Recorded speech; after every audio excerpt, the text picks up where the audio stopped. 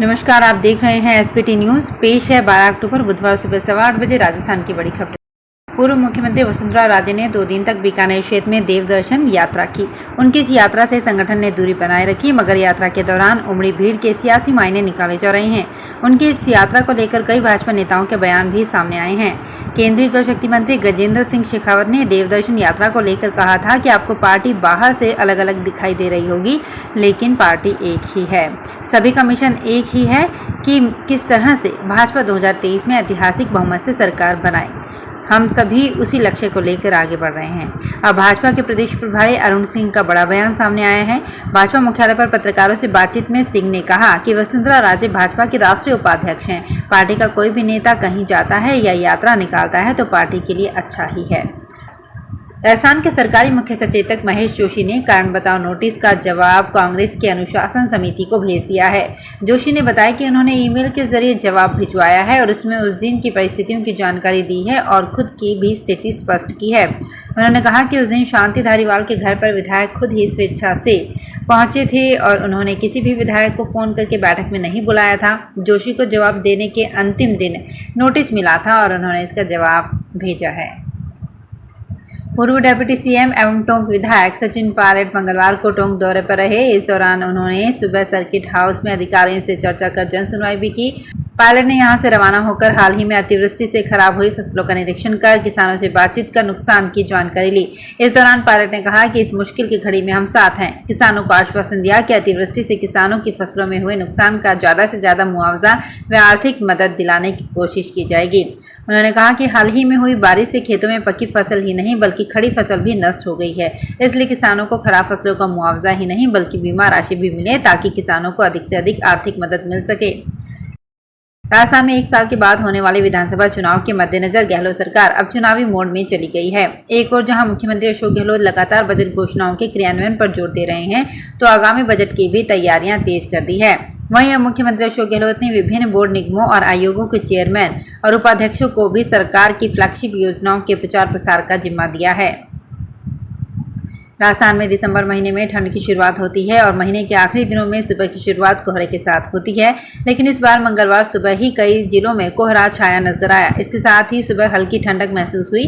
टोंक जिले में भी कई इलाकों में कोहरा छाया नजर आया, जो सुबह 8 बजे तक रहा। इस दौरान हल्की ठंडक भी महसूस हुई।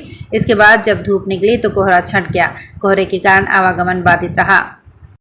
राजस्थान में बंपर तबादले होने के बाद अब अधिकारी कर्मचारी तबादले रुकवाने के जुगाड़ में लगे हुए हैं। कुछ मंत्री और नेताओं के चक्कर काट रहे हैं तो हजारों अधिकारी कर्मचारी तबादला निरस्त करवाने या स्टे करवाने के लिए राजस्थान सिविल सर्विस अपीलीय अधिकरण यानी रेट पहुंच रहे हैं।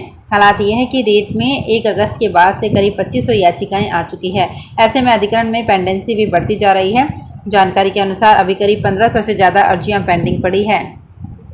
न्यायाधीश पंकज मित्तल राजस्थान हाईकोर्ट के नए मुख्य न्यायाधीश बने हैं। केंद्र सरकार ने नियुक्ति को लेकर अधिसूचना जारी की है। गत 28 सितंबर को सुप्रीम कोर्ट कोलेजियम ने उनके नाम की सिफारिश भेजी थी। राजस्थान हाईकोर्ट चीफ जस्टिस के रूप में उनका करीब 8 महीने का कार्यकाल रहेगा। बीकानेर की पुरानी सेंट्रल जेल की करोड़ों रुपए की जमीन के लिए नगर विकास न्यास को खरीदार नहीं मिल रहा है। अब नए सिरे से न्यास ने इस जमीन को बेचने के लिए इन्वेस्टर्स को बुलाने का निर्णय किया है। अब 16 अक्टूबर को इन्वेस्टर्स को मीटिंग के लिए बुलाया गया है। इस जमीन पर अब mall, shopping complex, hall, restaurant, showroom इत्यादि के लिए ग्राहकों की तलाश हो रही है। अवैध रिफिलिंग के ठिकानों पर पुलिस की दबिश के बाद सबसे ज्यादा मार ऑटो चालकों पर पड़ रही है। मंगलवार को लगातार तीसरे दिन कई ऑटो के पहिए थमे रहे। पंपिंग स्टेशन पर गैस भरवाने के लिए ऑटो की लंबी लाइनें लगी रही। एक दिन पहले ही यहां गैस खत्म हो गई थी। मंगलवार को गैस का स्टॉक आने पर यहां सुबह से गैस भरवाने के लिए ऑटो चालक लाइन में खड़े रहे। बीकानेर में साहित्य, कला और संस्कृति को समर्पित हिंदी की त्रैमासिक पत्रिका मरु नवकिरण के मधु आचार्य आशावादी पर केंद्रित जुलाई-सितंबर अंक का लोकार्पण मंगलवार को जयनारायण व्यास कॉलोनी स्थित राष्ट्र सहायक विद्यालय के सभा कक्ष में किया गया।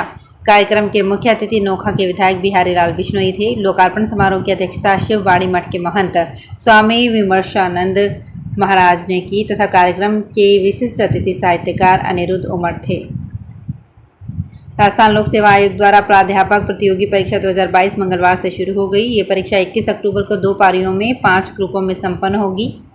कुल 26 विभिन्न विषयों के 6000 पदों के लिए इस परीक्षा का आयोजन जोधपुर सहित अजमेर, भरतपुर, बीकानेर, जयपुर, कोटा, उदयपुर, अलवर व श्रीगंगानगर जिला मुख्यालय पर किया जा रहा है। परीक्षा के लिए पुलिस व प्रशासन ने सुरक्षा के पुख्ता बंदोबस्त किए हैं। बीकानेर के ग्रामीण क्षेत्रों में टीचर्स के रिक्त पदों के चलते पढ़ाई पूरी तरह से ठप है। ऐसे में स्कूल्स में तालाबंदी का सिलसिला जारी है। ताज़ा मामला पूगल के कंकराला गांव में स्थित राजकीय उच्च माध्यमिक विद्यालय का है, जहां पढ़ाने के लिए 22 पद स्वीकृत हैं, लेकिन काम सिर्फ 5 ही कर रहे हैं। ऐसे में स्कूल में 17 रिक्त पदों को भरने की मांग को लेकर मंगलवार को तालाबंदी कर दी गई। शिक्षा विभाग ने एक आदेश जारी करके प्रदेश के सभी माध्यमिक विद्यालयों को उच्च माध्यमिक में तब्दील कर दिया, लेकिन हकीकत में यहाँ माध्यमिक जितना स्टाफ भी नहीं है। जयनारायण व्यास विश्वविद्यालय में एक बार फिर आर्थिक संकट आ गया है। यहाँ पेंशनधारियों के साथ ही शिक्षकों सहित कर्मचारियों को भी वेतन नहीं मिला है। इसको लेकर यहाँ लगातार धरना प्रदर्शन हो रहे हैं। एक दिन पहले कर्मचारियों ने बकाया वेतन की मांग को लेकर प्रदर्शन किया था। वहीं मंगलवार को पेंशनधारियों ने 2 माह के बकाया पेंशन की मांग को लेकर प्रदर्शन कर कुलपति KL श्रीवास्तव को ज्ञापन सौंपा। उन्होंने बताया कि पिछले लंबे समय से उन्हें निर्धारित समय पर वेतन नहीं मिल रहा है। दीपावली पर एयरलाइंस की बम्पर लॉटरी निकली है। एक और लंबी दूरी की लगभग सभी ट्रेनों में सीटें नहीं मिल रही है। वहीं विमान कंपनियों ने 4 गुना तक किराया बढ़ा दिया है। बेंगलुरु से जयपुर आने के लिए तो किराया 24,000 रुपये तक पहुंच चुका है, जबकि आम दिनों में ये किराया 7 से 8,000 रुपये के बीच ही रहता है। केवल बेंगलुरु ही नहीं, मुंबई, पुणे, चेन्नई, अहमदाबाद, हैदराबाद समेत सभी शहरों से दीपावली पर घर आने के लिए यात्रियों को किराया अधिक देना पड़ रहा है। जोधपुर के मथुरा दास माथुर अस्पताल में डॉक्टरों ने एक गर्भवती महिला की ओपन हार्ट सर्जरी कर उसके गर्भ में पल रहे बच्चे की जान बचाई। पश्चिमी राजस्थान में इस तरह की ये पहली सर्जरी बताई जा रही है। महिला गत 3 माह से सांस फूलने तथा छाती में दर्द से परेशान थी। वो 5 महीने की गर्भवती थी। तो फिलहाल इस बुलेटिन में इतना ही। फिर हाजिर होंगे कुछ और बड़ी खबरों के साथ। अगर आप भी अपने आसपास की छोटी बड़ी और महत्वपूर्ण खबरों से अपडेट रहना चाहते हैं तो सब्सक्राइब कीजिए हमारे चैनल SPT न्यूज को और प्रेस कीजिए बेल आइकन पर।